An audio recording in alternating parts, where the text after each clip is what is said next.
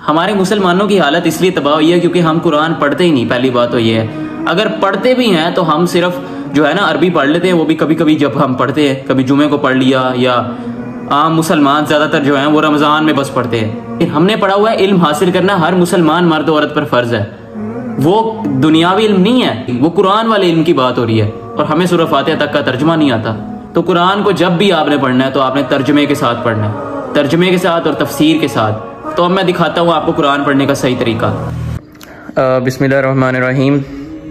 मैं बताने लगा हूँ कि कुरान किस तरह आपको पढ़ना चाहिए। जिस तरह मैं कुरान पढ़ता हूँ उस तरह मैं आपको तरीका बताऊँगा किस तरह मैं पढ़ता हूँ। सबसे पहले आपने कोई तर्जुमे वाला कुरान पाक ले लेना है। जिस तरह मेरे पास ये वाला जो है ना कुरान पाक है तर्जुमे वाला, ठीक है। तो पहले आपने एक आयत पढ़नी है, एक आयत, जैसे मन काना युरीदुल आजिलता अज्जलना लहू फीहा, ये सारी आपने आयत पढ़नी है यहाँ तक।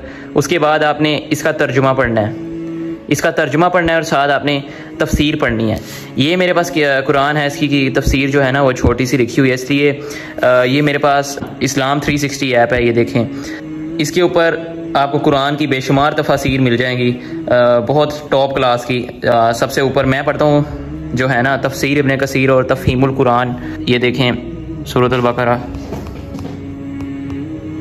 इधर से आप सेटिंग से चेक कर सकते हैं ट्रांसलेशन ऑफ तफसीर। ट्रांसलेशन आपको डिफरेंट स्कॉलर्स की मिल जाएगी, ये देखिए मुफ्ती तकी उस्मानी, उसके बाद ये अबू अल-आला मौदूदी, ये ट्रांसलेशंस भी आपको मिल जाएंगी। उसके बाद ये तफसीर वाला सेक्शन है, इसके अंदर देखें तफसीर इब्न कसीर और तफसीर मौदूदी। मैं ये दो इस वक्त पढ़ रहा हूँ, ये देखें। आपको क्या करना है, आपको ये मोबाइल पे ऐप डाउनलोड कर लेनी है, ठीक है।